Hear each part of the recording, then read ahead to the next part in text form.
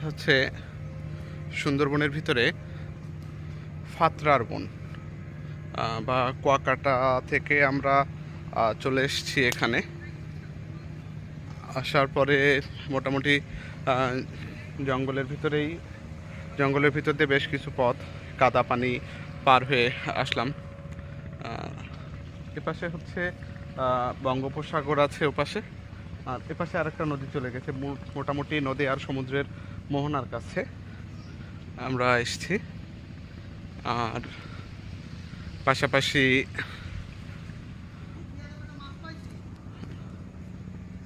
এই যে এখন আমাদের যে কয়জন ছিলাম তার ভিতরে না চলে এসছে, বললো যে নাকি ও একটা মাছ পেয়েছে। না,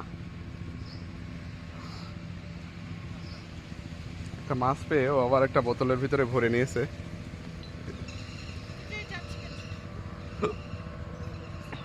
মাছটা খুব দিয়া দাও। হুম।